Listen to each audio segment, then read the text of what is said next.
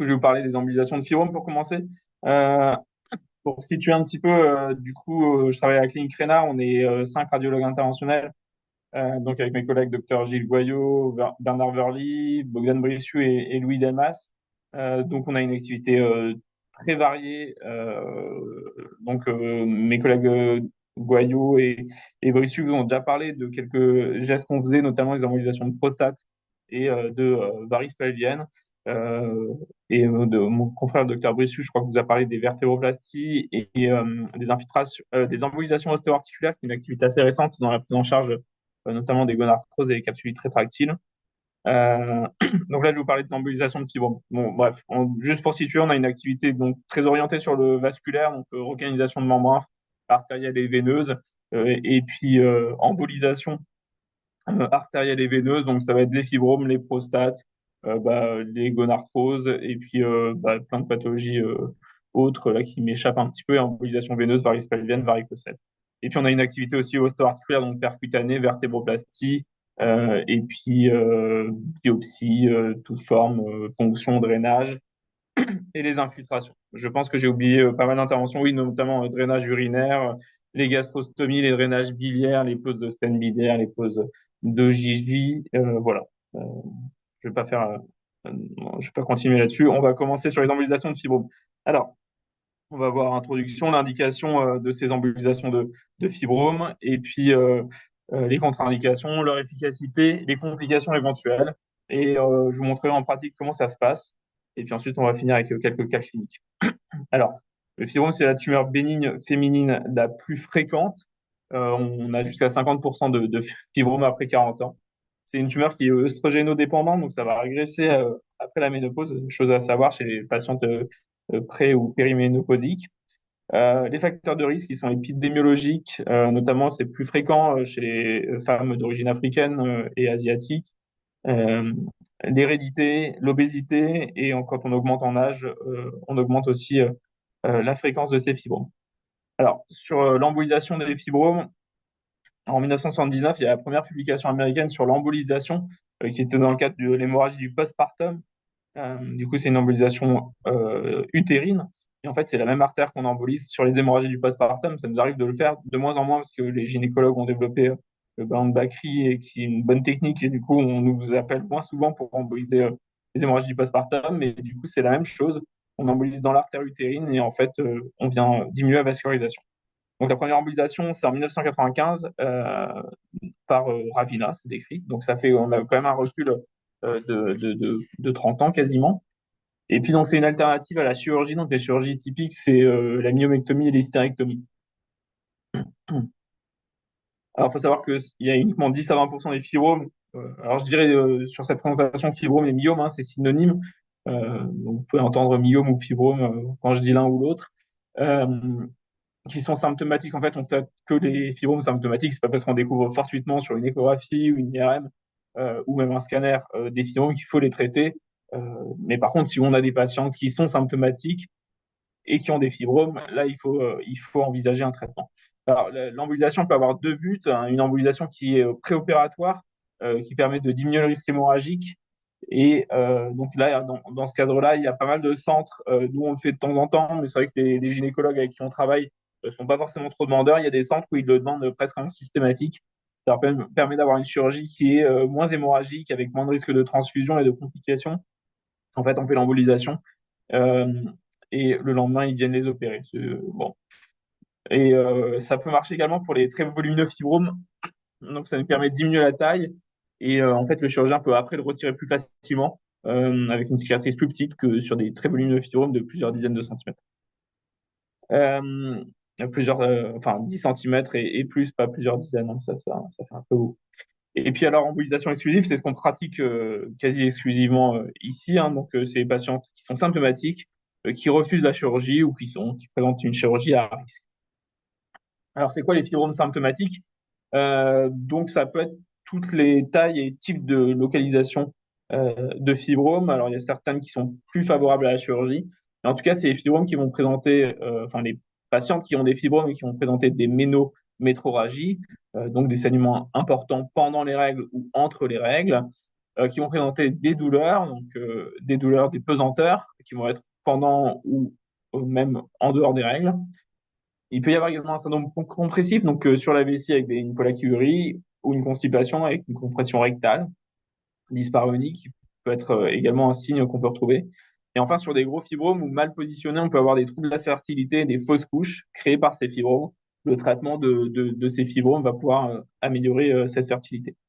Et dernier traitement, c'est l'adénomyose, qui peut être également embolisée pour améliorer cette symptomatologie. C'est un traitement en tout cas qui est intéressant chez les patientes qui sont sous anticoagulants, antiagrégants et chez qui on ne peut pas vraiment ou difficilement les arrêter sur des contre-indications autres, étant donné que l'embolisation euh, versus la chirurgie est beaucoup moins à risque de saignement. Donc on peut très bien le faire chez les patientes sous anticoagulants, antiagrégants plaquettaires. Pardon. Les contre-indications absolues d'une grossesse évolutive, on ne va pas emboliser un utérus gravide. Une néoplasie utérine ou ovarienne. Donc, c'est pour ça qu'on fait un bilan d'imagerie systématique avant, en fait, parce qu'en fait, ça va être un diagnostic différentiel. C'est juste qu'il n'y a pas de vraie contre-indication à faire, mais on va perdre du temps, en fait, sur ça, où on va croire qu'on a un fibrome, mais en fait, un léomyosarcome qui est extrêmement rare, mais quand même garder ça en tête. Et une infection utérine juste avant l'intervention d'embolisation, ce ne sera pas vraiment le meilleur moment parce qu'on va créer une nécrose et donc ça va augmenter le risque infectieux. Les contre-indications relatives, ça va être donc le fibrome sous-muqueux. Donc en fait, c'est juste parce que c'est un fibrome qui va être facilement opérable, donc une myomectomie sans hystérectomie par les chirurgiens. C'est pas une vraie contre-indication si l'opérateur ne veut pas la faire ou que le patient refuse la chirurgie, on peut très bien l'emboliser. Et les contre-indications générales au traitement endovasculaire, donc nous, on a toujours des soucis quand les patients sont allergiques aux produits contraste iodés parce qu'on doit en utiliser. Les patients présentent une insuffisance rénale chronique sévère, parce que pareil, on ne peut pas utiliser de produits de contraste. Et puis les troubles de la coagulation qui ne sont pas vraiment une contre-indication parce que du coup, on peut s'adapter. Le dispositif intra-utérin, pendant longtemps, il y avait une question, une problématique avec ça. Et puis sur les dernières études, il n'y a pas de risque augmenté, de risque infectieux augmenté avec les DI.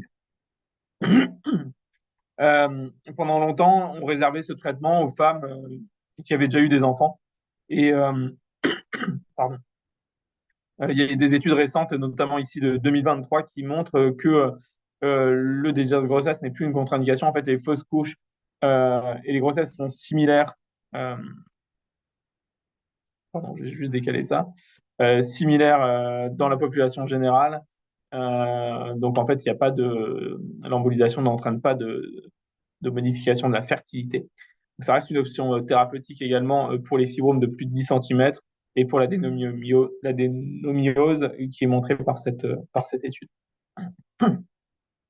Le succès technique, pardon, succès technique, donc 95-97%, donc de très bons succès, à la fois sur la réduction de volume, à la fois sur la réduction de la pesanteur, réduction des saignements, la satisfaction des patientes, donc sur les questionnaires de satisfaction et de qualité de vie, et sur les douleurs. Donc là où c'est plus efficace, c'est bien entendu les saignements et puis tous les autres symptômes. Et les résultats sont maintenus à long terme, et ce qui ne nous empêche pas, chez certaines patientes qui auraient besoin d'une nouvelle intervention, de réaliser une nouvelle embolisation ou éventuellement une chirurgie dans les rares cas où ça aurait pu ne pas marcher ou marcher insuffisamment. Juste un comparatif par rapport à l'hystérectomie. Alors, même si l'hystérectomie, c'est plus la chirurgie qui est forcément proposée par tous les gynécologues, l'hystérectomie, ben, c'est très invasif, alors que l'ambulation l'est beaucoup moins. Mais c'est une anesthésie générale, on fait ça nous sous sédation. On a une préservation de l'utérus quand l'hystérectomie retire complètement. Donc, pour la fertilité, c'est pas très bon. Ça nécessite une hospitalisation courte, hein, donc nous, on fait une nuit d'hospitalisation une récupération courte, les complications sont mineures, elle est moins coûteuse et il n'y a pas de cicatrice. Alors, quand on la compare par contre à la myomectomie, si une myomectomie simple peut être faite, si vous voulez, là, ça reste au choix de la patiente. Une myomectomie, quand il y a un fibrome bien situé, à ce moment-là, du coup, c'est assez peu invasif pour la patiente. Là, la question entre l'embolisation et la myomectomie reste au choix de la patiente et ça, c'est bien de leur proposer et de leur expliquer tout ça. Les complications, alors, elles sont peu fréquentes. C'est les thromboses veineuses profondes et les embolies pulmonaires qui représentent moins d'1%, les infections qui sont aussi dans ces ordres de grandeur. Et puis, les autres complications, ça peut être l'aménorrhée secondaire qui est assez fréquente au-delà de 45 ans, chez les patientes qui sont du coup en période périménopausique. Donc ça, il faut prévenir les patientes qu'il y a un risque d'aménorrhée secondaire qui est lié à l'embolisation des artères ovariennes qui sont situées juste à côté et qu'on visualise. Euh, et le risque, en effet, enfin le dernier risque, c'est l'expulsion de fibromes qui peut arriver dans certaines localisations. Ça peut se traduire par des douleurs, fièvre et perte, donc des expulsions par voie naturelle du fibrome. Alors, juste, hein, on va aller assez rapidement sur la mise en place avant, hein, mais donc il faudra une consultation gynécologique. Hein, c'est des patients qui sont de toute façon suivis en gynécologique, c'est juste pour vérifier qu'il n'y a pas de diagnostic différentiel euh, d'autres pathologies telles que l'endométriose qui pourraient créer des douleurs. On fait notre consultation de radiologie interventionnelle. Ensuite, on envoie le patient en consultation pré-anesthésique parce que ça se fait quand même avec des anesthésistes en salle, même s'il n'y a pas une anesthésie générale, c'est une sédation. Et on fait une IRM systématiquement avant, qui nous permet de localiser exactement les fibromes, de les comptabiliser, de classifier ces fibromes hein, selon leur localisation et de vérifier qu'il n'y a pas de masse annexiale suspecte et également que ces fibromes ne sont pas, et là ça me fait la suite hein, sur la diapo suivante, ne sont pas des léiomyosarcomes. Donc, ce sont des tumeurs très rares que nous, on va avoir quelques critères hein, sans rentrer dans les détails en IRM qui nous permettent de nous faire suspecter que c'est pas une tumeur bénigne, mais une tumeur maligne. En fait, le leiomyosarcome, c'est un fibrome malin. Et notamment, c'est pour ça qu'on fait une IRM aussi après, parce que un des diagnostics, quand ça va être difficile parfois à l'IRM avant, ce sera de voir qu'il y a une poursuite de la croissance après l'embolisation, ce qui va à l'encontre d'une tumeur bénigne traitée. Alors ça, c'était juste pour vous montrer hein, ce sur quoi on est attentif. En fait, vous avez l'utérus avec les artères utérines, et puis il y a des anastomoses avec les artères ovariennes. Et donc là-dessus, on va être attentif à ne pas emboliser les artères ovariennes pour diminuer ce risque d'aménorrhée secondaire. Alors, oups, je vais passer un peu vite. Ça, c'est justement cette technique de protection là qui est détaillée ici. En fait, avec notre microcathéter, on va venir mettre un petit colle. En fait, c'est une petite spire de métal qui vient bloquer les billes pour venir protéger l'artère ovarienne et ne pas envoyer nos microparticules dans cette artère ovarienne. Alors, pendant l'intervention, donc c'est fait sous anesthésie locale. Donc, lors de notre ponction, on fait une anesthésie locale. Sous sédation, on passera des antalgiques avec un PCA de morphine en salle de réveil. Et puis, la patiente repart le lendemain avec une prescription d'antalgique, un arrêt de travail. Et euh, on va voir ensuite pour la procédure. Alors, c'est une patiente qui sont installées en décubitus sur la table de radiologie. Je vous montre après, on a une vidéo très bien, mais je vous donne juste un petit peu les grandes lignes. Ça se fait sous sédation, donc en conditions stériles et on désinfecte la peau. On passe soit par l'artère radiale, soit par l'artère fémorale, en fonction des habitudes de chacun et un peu de la présentation. Et puis on va aller jusqu'au tronc antérieur de l'artère iliaque interne de chaque côté. Hein. On va réaliser une artériographie qui nous permet de voir exactement l'arbre artériel et de voir exactement euh, la vascularisation, de rechercher des anastomoses avec notamment l'artère ovarienne et de comptabiliser les fibros. Ça nous permet de savoir aussi s'ils sont plus vasculaires à droite ou à gauche, même si on embolise les deux côtés. Ensuite, on va cathétériser au sein du premier cathéter, donc un gros cathéter, un plus petit cathéter. Hein, on emboîte nos cathéters pour aller jusqu'à en distalité dans l'artère utérine pour aller faire l'embolisation du fibrome. On fait une artériographie de contrôle. Et ensuite, on embolise avec des microparticules calibrées. Donc, ce sont des toutes petites billes. On va augmenter progressivement de taille pour aller emboliser les artères les plus distales et progressivement arriver sur des calibres plus gros pour venir boucher toute l'artère utérine de chaque côté. On contrôle ensuite en fin d'embolisation pour vérifier du coup qu'on a bien tout embolisé. Et puis on fait la même chose de l'autre côté. Et puis ensuite on retire le matériel. Ça dure 45 minutes à 1 heure. Alors ça, c'est le matériel pour vous donner une idée. Hein. Ce sont ces microparticules donc calibrées hein, qu'on embolise et donc on a différentes tailles. Là, il y a un code couleur pour les différentes tailles. Donc on a des particules qui vont de 500 micromètres et on monte jusqu'à des particules de 1200 micromètres. Ces particules sont mélangées avec du produit de contraste iodé qui nous permet de le voir passer. Et puis, je vous parle du cuirassement, qui est en fait une gélatine qui nous permet de travailler dans différentes formes pour l'emboliser. Ça, c'est plutôt utilisé pour les hémorragies de la délivrance, parce qu'en fait, c'est quelque chose qui est résorbable. Donc, en fait, le but, c'est de venir traiter cette hémorragie de saignement. Et puis, après, de toute façon, c'est résolutif.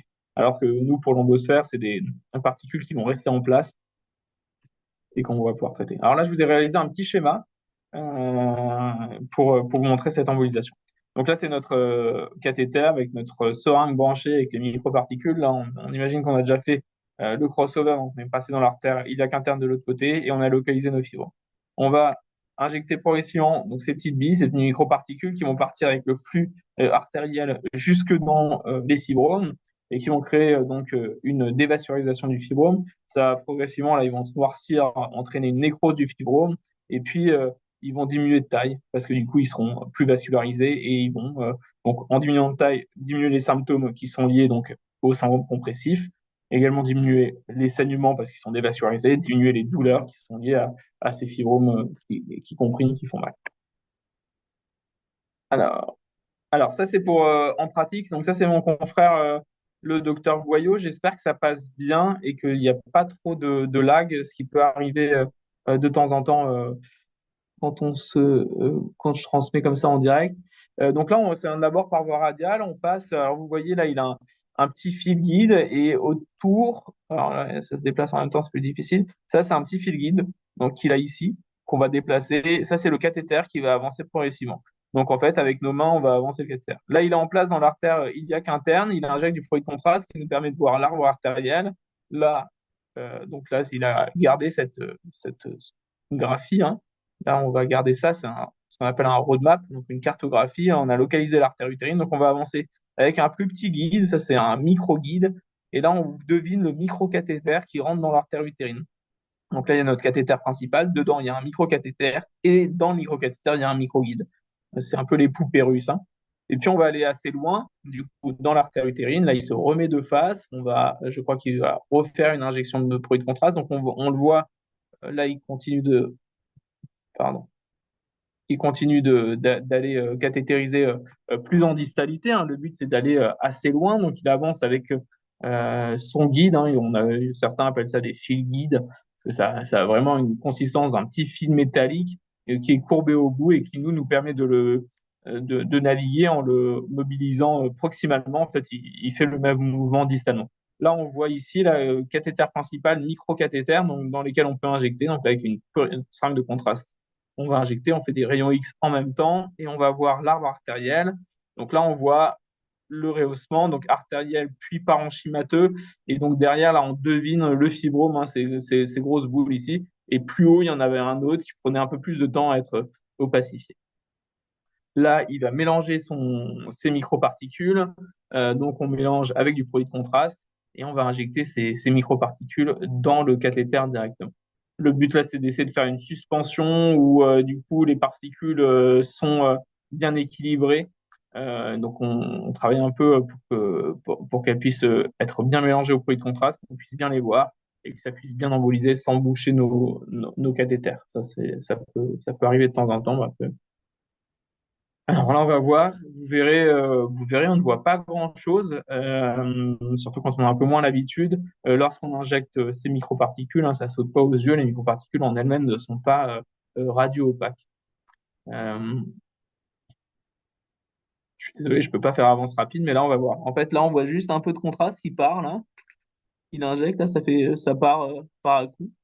Et là, on voit progressivement en fait le fibrome qui va se colorier, enfin se colorier en noir, et donc en fait qui va prendre ce mélange de produits contrastes iodés et de microparticules, et donc du coup qui va emmagasiner toutes ces billes et qui va le dévasculariser. Là, on voit zoomer, hein. Là, en fait, ça nous permet d'avoir avec ce robinet 3 voies de remélanger le produit de contraste et les billes pour les remettre en suspension de temps en temps. Et là, on a l'injection de microparticules qui nous permet de, de confirmer notre embolisation. Je vais passer, hein, sur la vidéo. La suite, finalement, elle est assez simple, hein, enfin, elle est assez logique en tout cas. On va contrôler en injectant le produit de contraste qu'on a bien dévascularisé le fibrome. Et puis ensuite, on va retirer et on fait la même chose de l'autre côté. Je vous montre peut-être juste s'il le fait, l'injection de contrôle.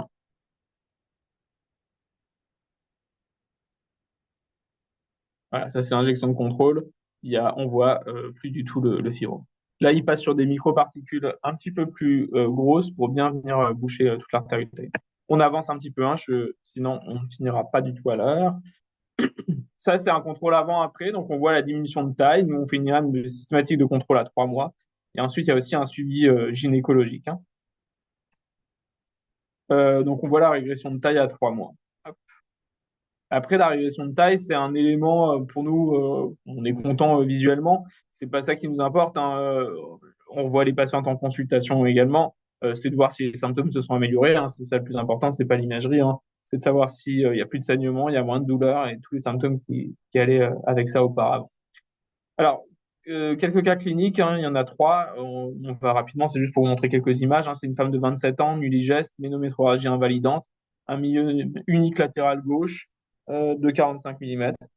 Donc ça, voilà, là on voit le fibrome, hein, c'est cette grosse boule noire dans l'utérus, une coupe coronale, donc frontale, hein, de face, et une coupe axiale, donc coupée comme un saucisson. Et donc là, on voit l'artériographie. Donc on voit donc le flux artériel avec l'opacification ici, la parenchymographie. Et ici, là, on devine bien un peu cet encorbellement vasculaire. On devine en fait en 3D, mais c'est une projection 2D, ce fibrome. Et ça, c'est après embolisation. Donc en fait, on voit plus rien. Enfin, c'est ce qu'on cherche. Là, il y a quelques cols, souvent, mais ces petits cols, comme je vous l'ai expliqué, pour protéger d'autres artères, hein. En fait, on utilise ça aussi. C'est une embolisation, mais qui va être proximale, c'est-à-dire qu'elle va pas permettre de dévasculariser, mais elle va empêcher les lits de passer dans certains vaisseaux, mais ce qui n'empêche pas le sang de passer. Bref. Cas clinique 2, une femme de 30 ans, fibrome sous-séreux CSI de 18 cm, donc assez gros, hein, embolisation préopératoire, hein. C'est une patiente, voilà, vous voyez un énorme fibrome là, antérieur, ça c'est une coupe sagittale, on voit le rachis derrière, une coupe frontale, un énorme fibrome, et donc du coup qui a été embolisé dans le but de l'opérer secondairement. En fait, ce fibrome était trop gros pour être opéré comme ça, trop à risque hémorragique. Et alors là, sur l'artériographie, on voit assez bien, hein, cette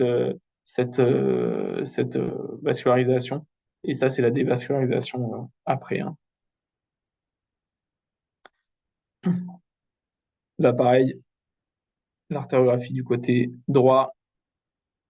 Enfin, dernier cas, une femme de 34 ans, nuligeste, utérus polymyomateux, contexte d'infertilité. Il y avait un myome interstitiel postérieur de 7 cm et un second myome du fond utérin. Donc là, on devine ici les deux myomes, là, tac, tac, et là, on les voit en frontale. Ici, c'est des coupes scanner qui nous permettent d'avoir une idée de la vascularisation, hein. Et là, on retrouve cet encorbellement qu'on embolise. Et ça, c'est l'aspect après, avec la dévascularisation, hein, du fibrome. Pareil, avant, après.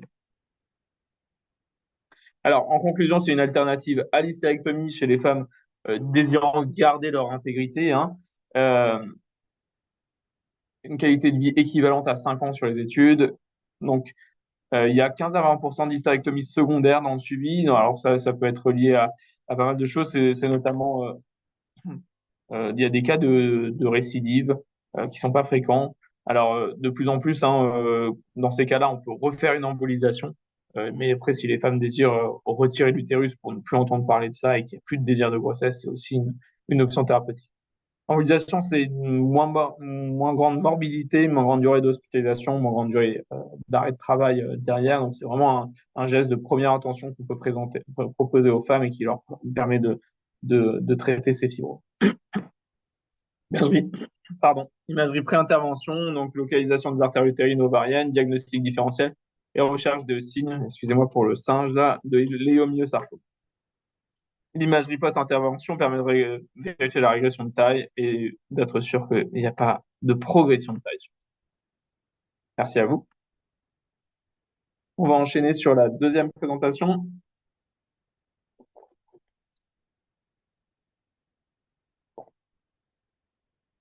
Alors, on va parler des infiltrations ostéo-articulaires. C'est un sujet assez large. Ah, j'ai un cadre en orange tout le long. Ah ouais, je sais pas pourquoi. Ah, mon partage d'écran est en pause.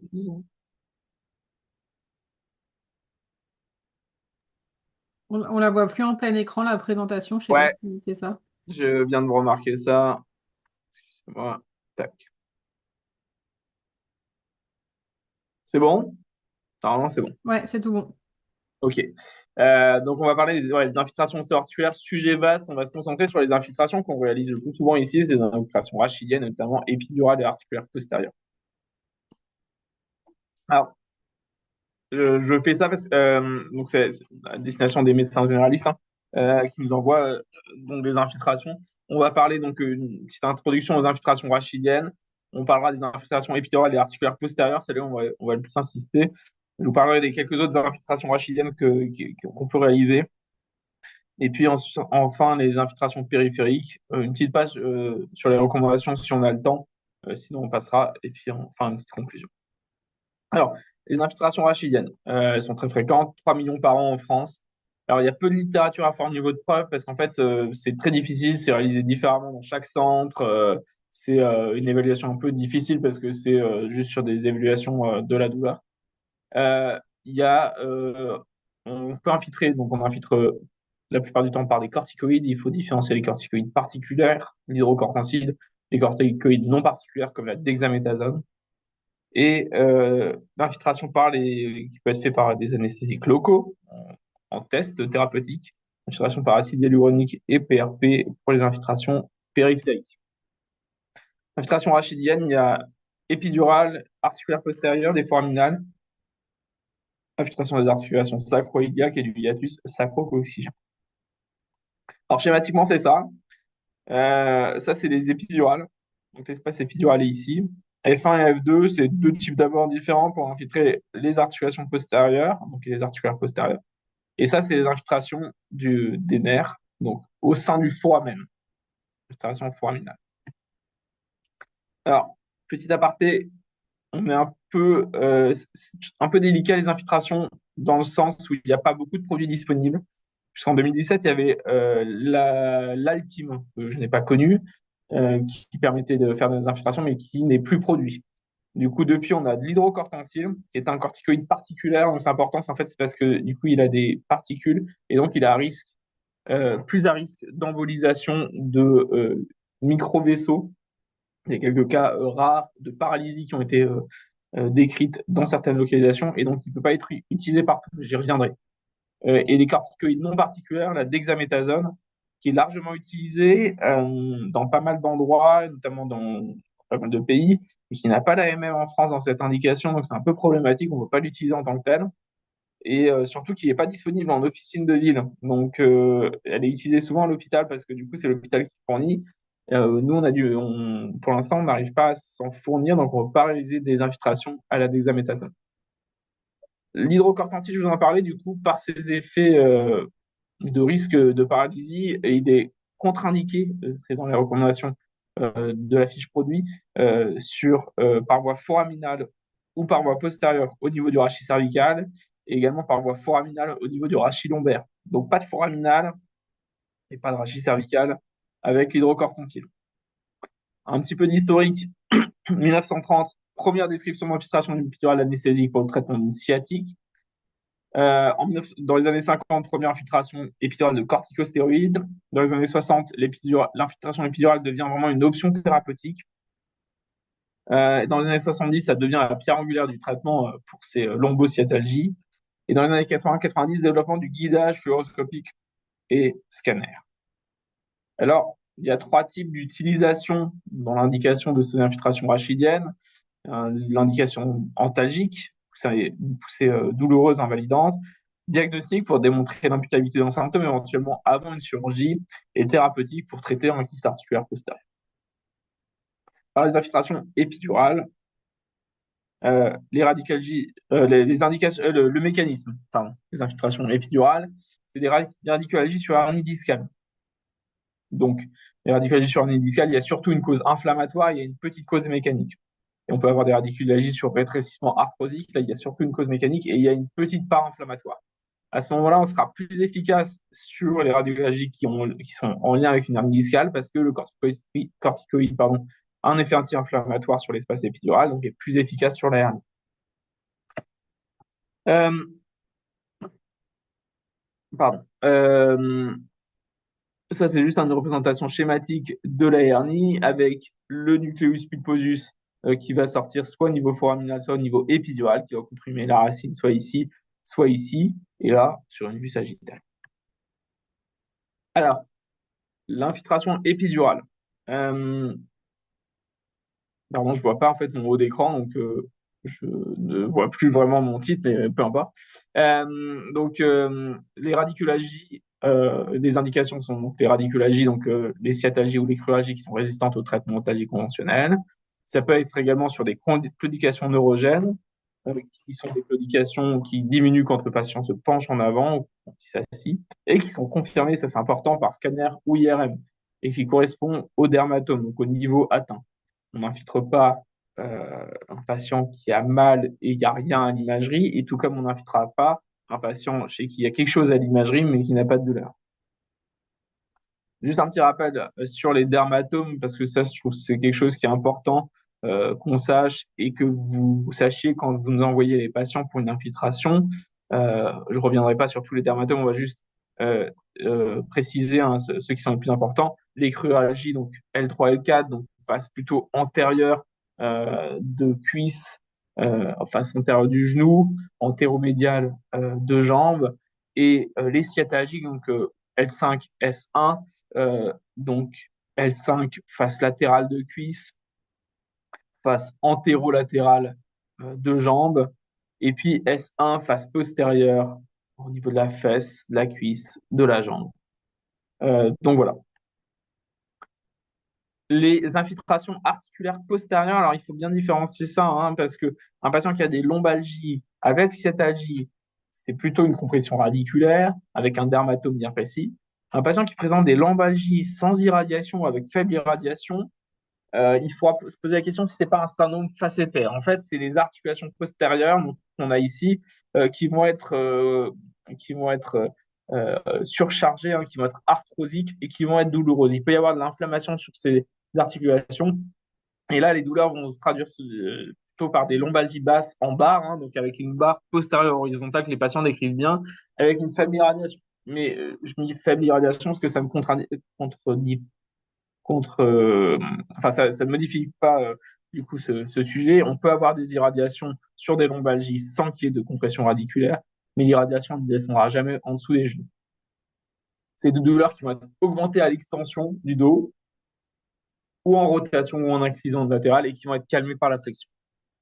Alors, ça peut se traduire par une raideur, des sensations de blocage. Et il y a des douleurs à la palpation, donc paravertébrale, hein, donc du coup dans le dos, en paravertébrale, au niveau de ces articulations, souvent les plus inférieures, L5 et S1, L4, L5. Ça peut exister au niveau cervical. Et pareil, il faudra qu'on confirme ça par scanner hier. Les contre-indications, alors ça, c'est des contre-indications générales pour les épidurales et les épidurales et les articulaires postérieures, des troubles de la coagulation, une grossesse en cours, infection locale ou générale, une allergie aux produits de contraste ou aux anesthésiques locaux. Et l'hydrocorticoïde, ça, je vous en ai déjà parlé, contre-indiqué en foraminal et s'il y a une chirurgie rachidienne, parce que ça modifie la vascularisation.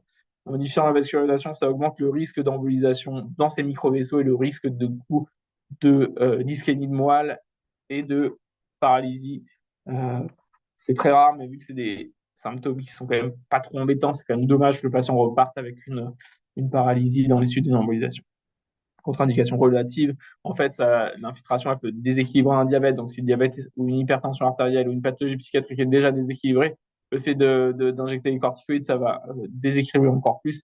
Donc, il faut qu'il y ait des patients qui soient assez bien régulés sur ça, ou en tout cas qui soient prévenus que ça va être un peu chamboulé dans les suites de l'infiltration. Donc, du consentement impossible, bon, ça c'est pour tout geste. Et puis en testant chirurgicaux, on ne pourra pas infiltrer au niveau opéré, hein. Il faut qu'on infiltre à distance parce que, comme je vous ai expliqué, ça augmente le risque de complications et également les risques infectieux liés au tatouage sur le trajet, chose qui arrive de plus en plus fréquemment. Je vais aller rapidement là-dessus, parce que vous retrouvez les recommandations assez faciles sur les anticoagulants, les antiagrégants plaquettaires. Je regarde juste l'heure, voir comment on avance. Voilà. Alors, ça, c'est bien fait par un site Imostéo, un site d'imagerie ostéo-articulaire sur les antiagrégants plaquettaires. En fait, on peut différencier juste deux types de gestes. Les infiltrations articulaires postérieures qui sont à risque faible parce qu'on ne va pas trop en profondeur les infiltrations épidurales qui sont un risque intermédiaire, parce que là, on va en épidural, on risque un hématome épidural. Pour les risques faibles, les antiagrégants plaquettaires peuvent être poursuivis et les AVK peuvent être poursuivis si l'INR est tout de même inférieur à 3, sinon il faudra le rabaisser en dessous de 3. Et puis pour tout ce qui est HNF, anticoagulant eurodirect, arrêt de 24 heures. Pour HNF, HBPM également. Risque de niveau intermédiaire, donc les épidurales, l'aspirine peut être poursuivie. Par contre, clopidogrel, ticagrelor, prasugrel, il faudra arrêter 5 jours, voire 7 jours pour le prasugrel, avec un relais par aspirine. Les AVK, pour les arrêter suffisamment avant, il faudra que l'INR soit 1,5 et on fera ou non un relais par héparine en fonction du risque hémorragique. Ça, c'est des choses un peu plus complexes. Mais bon, en gros, si on a une ACFA qui a déjà eu une embolie, il faut faire un relais. S'il n'y a pas eu d'embolie, on ne fait pas de relais. Et puis les validites thrombo-veineuses, enfin les phlébites et les embolies pulmonaires, si elles sont récentes ou très répétitives ou à risque, il faudra aussi les relayer, sinon on peut l'arrêter sans relais. Et enfin, HNF, bon ça vous concerne pas trop, c'est pour le milieu hospitalier, il faudra l'arrêter quelques heures avant. HBPM arrive 24 heures avant. Et les anticoagulants eurodirect, en gros, c'est 3 jours avant. Il y a juste le dabigatran, mais qui est quand même pas très souvent prescrit. C'est souvent le rivaroxaban, apixaban, donc Xarelto et les KISS qui sont prescrits les plus fréquemment et qui, eux, doivent arrêter 3 jours avant, 72 heures auparavant. Voilà, ça c'est juste un rappel. Là, c'est sur les modalités d'arrêt, mais ça vous retrouvez sur la convention de l'HAS. On sort un peu des modalités de ce sujet, hein, euh, mais en gros, quand il y a un risque important embolique, il faut faire un relais par HBPM le temps qu'on arrête ces AVK, et sinon on n'a pas besoin de faire de relais, on a juste besoin de les arrêter et que l'INR soit en dessous de 1,5. Et ça encore, ça c'est les modalités de reprise et d'arrêt au pas. Les complications, elles existent, elles sont rares, mais il faut les avoir en tête parce que c'est quand même en effet des gestes avec des patients qui présentent des faibles symptômes, donc on ne veut pas qu'il y ait de complications, pas du tout. Les complications, elles sont à type d'infection, qui sont rares, mais qui arrivent, l'allergie aux produits contrastés, des équilibres diabète, hypertension artérielle, je vous ai déjà parlé, des équilibres hypophysaires qui peuvent arriver si on répète trop fréquemment les infiltrations de corticoïdes.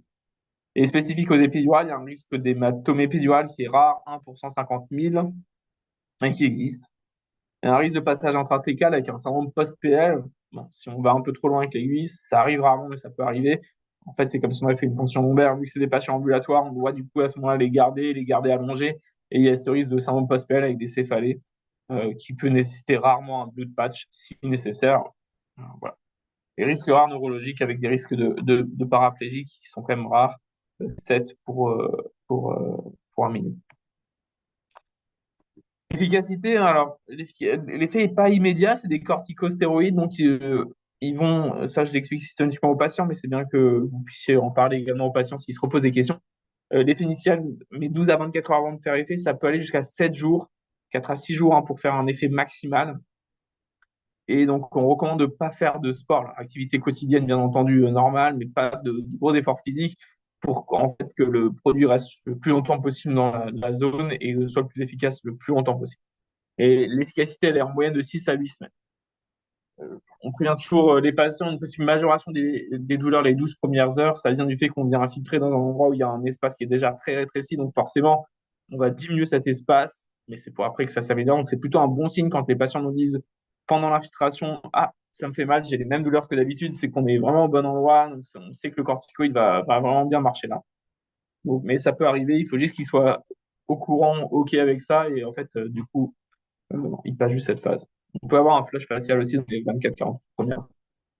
Alors, les patients sont installés sur le ventre au cubitus. On fait un scanner de repérage, on fait une marque à la peau, une désinfection de la peau, on anesthésie sous la peau, et ensuite on avance progressivement l'aiguille sous contrôle scanner. Et puis on va contrôler la position épidurale, et puis ensuite on injecte le corticoïde.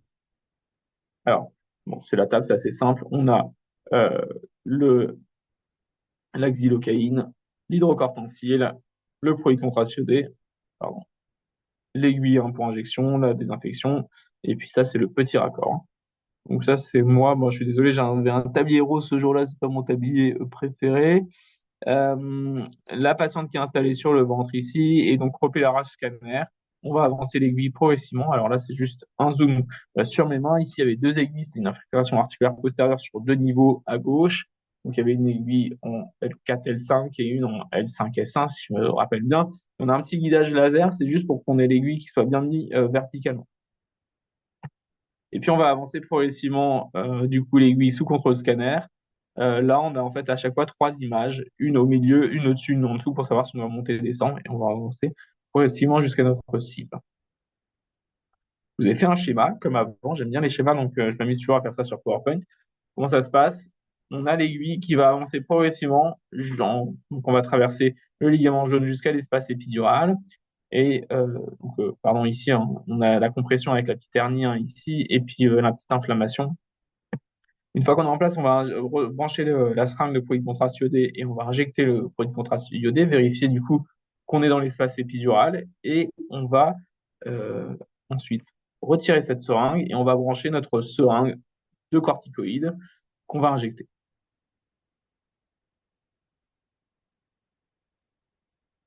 Donc comme ceci, et en fait, on va injecter les corticoïdes progressivement. Et en fait, ces corticoïdes vont ensuite se diffuser dans l'espace épidural et qui vont diffuser donc dans l'espace qu'on appelle épiduro-foraminal et ça va faire lever l'inflammation à ce moment. Alors voici quelques exemples en IRM hein, pour voir un petit peu. Ici en L5S1, on a ici une discopathie en L4S5 et L5S1 avec un pincement discal, c'est-à-dire une perte de hauteur du disque, un disque qui va bomber, qui va ressortir vers l'arrière. À côté de ça, ici, on voit que c'est un petit peu arthrosique derrière. Et là, c'est comprimé. On le retrouve ici en axial. Alors, je vous ai mis les coupes axiales en procubitus hein, sur le ventre, parce que du coup, comme ça, on a la même image après pour l'infiltration. Et ici, du coup, c'était rétréci à cet endroit-là. Donc là, on vient avec notre aiguille et puis on vient injecter le produit contrastionnel, l'hydrocortisone. Pardon. Ici, c'est une patiente jeune, donc là, on le voit assez bien. Hein, on voit bien à quoi ressemble un disque normal, un disque pathologique qui est tout noir ici, qui vient faire une hernie vers l'extérieur, vers l'arrière, pardon. Et ici, en coupe axiale, on le voit, là, il vient contre la racine, hein, donc il vient créer une inflammation. Le but, ce sera de venir donc assez proche ici pour faire cette infiltration. Voilà, ça c'est en scanner, la même image. Et là, on vient ici. Alors ça, on injecte de l'air de temps en temps pour... c'est la même chose que le produit de contraste qui nous permet de vérifier qu'on est bien dans l'espace épidural. Ici, donc là, c'est la confirmation avec le produit de contraste dès qu'on est dans l'espace épidural. Et donc, on fait l'infiltration au même endroit. Là, c'est avec un contrôle par contraste à l'air qui fonctionne très bien également. Là, on voit bien le passage épiduro-foraminal avec l'air qui passe ici et qui rentre jusque dans le foramen. Pour l'infiltration articulaire postérieure, c'est des patients qui sont installés en procubitus, pareil, donc il n'y a rien qui change. La seule chose, c'est qu'on va aller dans l'articulaire postérieur et puis on va injecter ça. Donc là, je vous ai représenté schématiquement. Donc là, on a une arthrose, hein, une irrégularité sur l'articulation postérieure à cet endroit-là avec une inflammation. On va avancer donc progressivement notre aiguille jusque dans l'articulation. Alors, ça peut être juste à l'extérieur parce le but, c'est d'aller juste à la capsule articulaire. On injecte notre produit de contraste pour vérifier qu'on est bien dans l'articulation, pour vérifier qu'on n'a pas d'opacification vasculaire, donc pas de risque euh, de, d'injection de corticoïdes dans les vaisseaux. Et puis, comme avant, on va aller injecter notre anti-inflammatoire. Voilà. Donc, tu vas remplir cet espace. Et puis, progressivement, l'inflammation, elle va également disparaître. Mais ça ne guérit pas la pose. Voilà à quoi ça ressemble ici, hein, des articulaires postérieurs avec l'aiguille en place dans l'espace articulaire. Là, de l'autre côté, pareil. Là, on voit un petit peu hein, que l'articulation, elle est un peu irrégulière, hein, donc arthrosique. Je vous parle rapidement des autres infiltrations rachidiennes. Alors, les infiltrations foraminales. Le problème des infiltrations foraminales, c'est qu'on ne peut pas les faire, nous, donc à la clinique RENA, hein, parce que il faut de la dexaméthasone qui n'est pas disponible en officine de ville et qui, plus est, n'a pas l'AMM. Elle est largement utilisée en France et dans d'autres pays, mais elle n'a pas l'AMM dans cette indication. Et au niveau lombaire, c'est quand il y a une compression radiculaire foraminale. Alors, en fait, on fait l'infiltration épidurale, comme je vous ai montré tout à l'heure, en première intention, qui marche très bien pour ça. Et dans certains cas, ça peut nécessiter vraiment une infiltration dans le foramen très proche, qui est plus à risque, en effet, de complications neurologiques. Au niveau cervical, donc c'est sur les névralgies cervico-brachiales, par voie latérale ou par voie articulaire postérieure, pareil, elle doit être faite à la dexaméthasone. Donc nous, ici, on peut pas vraiment en faire. Donc, elle est faite à l'hôpital parce que la dexaméthasone est disponible là-bas. Et pareil, ça n'a pas d'AMM, donc c'est fait de la sorte, hein. Les infiltrations du hiatus sacro-coccygeien, donc ça, c'est dans le cas d'antécédent opératoire. On peut infiltrer sur des radiculogies le hiatus sacro-coccygeien, donc la partie toute distale du rachis. Et enfin, l'infiltration des articulations sacroiliaques quand il y a des sacroïlites inflammatoires ou dégénératives. Je montre quelques images. Ça, c'est les infiltrations des articulations sacroiliaques, ici et là, avec le produit de contraste qui nous permet de vérifier un peu notre position. Voilà. On va parler rapidement également des infiltrations périphériques. Alors, les infiltrations périphériques, euh, donc on peut utiliser des corticoïdes, du PRP et de l'acide hyaluronique. Le plus utilisé, c'est les corticoïdes. Ici, on aura le diprostène, qui est un corticoïde qui est utilisé pour les infiltrations périphériques, qui en effet de 4 à 6 semaines. Alors, je refais un peu le tour des recommandations, hein. Sur les infiltrations périphériques, c'est assez compliqué. Parce qu'en fait, il y a beaucoup d'utilisation de ces infiltrations et pour autant, elles ne sont pas forcément tout le temps recommandées par les sociétés savantes. Euh, dans la gonarthrose, il y a une recommandation forte par la Société française de radiologie et l'ACR, qui est une société américaine. Euh, pour la coxarthrose, recommandation forte également par deux sociétés américaines, notamment une de rhumatologie, l'ACR, et l'AOS d'orthopédie. Pour la rhizarthrose, l'arthrose interphalangienne, les recommandations sont conditionnelles, donc c'est-à-dire qu'elles ne sont pas fortes, elles dépendent un peu de la clinique et donc de l'avis du médecin spécialiste en pathologie ostéo-articulaire euh, en cas de signe d'inflammation. Et pour l'épaule, les infiltrations sont recommandées par la HS en cas de pathologie nécessitant une infiltration. L'acide hyaluronique, qui est quand même pas mal utilisé sur les recommandations, c'est un peu light. Euh, dans la gonarthrose, il y a une recommandation conditionnelle par la Société française de radiologie et une recommandation de l'ACR qui est contre. Dans la coxarthrose, c'est une recommandation qui est contre de la part de l'ACR. La rhizarthrose, l'arthrose interphalangienne, les recommandations sont conditionnelles. Et pour l'épaule, il n'y a pas de recommandation. Il y a des méta-analyses qui sont en faveur pour la calcium rétractile et l'arthrose. En fait, c'est des produits qui sont quand même souvent utilisés en seconde intention par rapport aux corticoïdes, notamment l'acide hyaluronique. Alors, il y a des études qui montrent que ça améliore, d'autres qui ne montrent pas d'amélioration par rapport au placebo. C'est pour ça que les différentes euh, sociétés savantes vont parfois à l'encontre, parfois pour, et parfois ne se positionnent pas trop, hein. Et enfin, le PRP, le plasma riche en plaquettes, qui est un mélange autologue de plasma. On prélève du coup le sang veineux du patient, on le fait centrifuger et du coup qui est un effet euh, anti-inflammatoire et pro-anabolique. Là, les recommandations, il n'y en a pas en faveur de l'injection de PRP. Il y a juste des méta-analyses d'essais randomisés qui suggèrent que l'infiltration de PRP sont plus efficaces que le placebo ou la cyanurine dans la gonarthrose. C'est pas montré dans la coxarthrose. Par contre, il y a un intérêt un peu démontré sur ces méta-analyses dans la calcium rétractile et avec précaution dans l'omarthrose. Donc, c'est des positions qui sont difficiles, hein, pour l'acide hyaluronique et le PRP. Je dirais que pour ces deux choses, on peut tenter dans un premier temps une infiltration pardon, de corticoïdes. Si ça fonctionne pas, il faut avoir l'avis du chirurgien orthopédique, du rhumatologue, du médecin du sport pour voir comment on évolue dans la suite. Les recommandations, je vais passer vite, hein, mais c'est des recommandations de la Société française de rhumatologie qui a édité des recommandations un peu générales sur les infiltrations ostéo-articulaires, hein, qu'elles soient rachidien ou non. J'en ai juste sorti quelques-unes qui sont intéressantes. L'indication doit être posée par un médecin ayant une compétence clinique en ostéo-articulaire.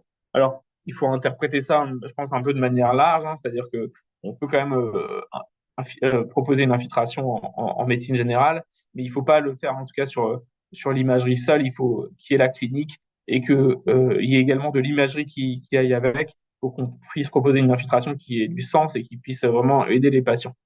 En cas de doute, en effet, il faut envoyer vers le médecin du sport, le rhumatologue ou le chirurgien orthopédique. Nous, en tout cas, on répond à toutes les demandes, hein, qu'elles viennent des médecins spécialistes en ostéo-articulaire ou non. Mais après, il faut quand même qu'on ait de l'imagerie pour voir, en effet, de faire notre propre avis là-dessus pour qu'il y ait, avec le symptôme, une cause étiologique et que ça ait du sens pour faire cette infiltration. Le médecin demandeur et celui réalisant l'infiltration doivent informer au préalable le patient sur l'indication de cette acte, la procédure adaptée et les risques, et son consentement doit être obtenu avec un délai de réflexion. Donc c'est important. Nous, on n'a pas forcément le temps, en tout cas pour les infiltrations, de voir ces patients en consultation avant. On voit en consultation des patients pour qui on propose des grosses procédures, hein, notamment les embolisations de fibromes, comme je vous ai parlé tout à l'heure. Pour les infiltrations, on ne les voit pas en consultation. Il y a un volume trop important, c'est compliqué de leur expliquer tout ce en consultation. On leur explique juste avant la procédure et on leur remet une feuille d'information. Et c'est bien si vous, prescripteur, vous pouvez leur passer un petit mot un petit peu sur comment ça se passe et qu'est-ce qu'on attend de cette infiltration. Une seconde infiltration locale de corticoïdes n'a pas lieu d'être en cas d'échec de la première. En effet, si la première n'a pas été efficace, on va se reposer la question et on ne faut pas reproposer directement une infiltration, en tout cas au même niveau et exactement au même produit, si la première n'a pas fonctionné. Bon, ça, on en a parlé, hein, donc je ne reviens pas, mais il ne faut pas d'infection, pas de diabète, pas d'HTA de risque hémorragique. Et il y a des complications neurologiques qui sont rares, mais qui pourraient être très graves, notamment en cas d'antécédent chirurgical de localisation cervicale ou foraminale. Et dans ces cas, il recommande une réunion de concertation pluridisciplinaire devant ce risque thrombogène au niveau microvasculaire avec le risque de paraplégie. Conclusion.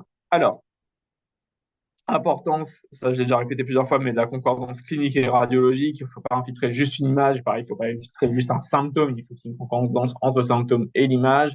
Il y a des complications neurologiques qui sont rares, mais qui peuvent être augmentées en cas de chirurgie de localisation foraminale ou cervicale. Et enfin, il faut différencier bien les lombocytalgies qui nécessitent une infiltration épidurale et le syndrome facétaire avec ses douleurs du cou lombar qui nécessitent plutôt une infiltration des articulaires postérieurs. Pour les infiltrations périphériques corticoïdes en première intention, genoux, hanches, épaules, l'acide hyaluronique et PRP à discuter selon une localisation et en seconde intention. Les recommandations ne sont pas fortes, mais il y a des analyses qui vont pour. Donc voilà. Je vous remercie à tous et à toutes.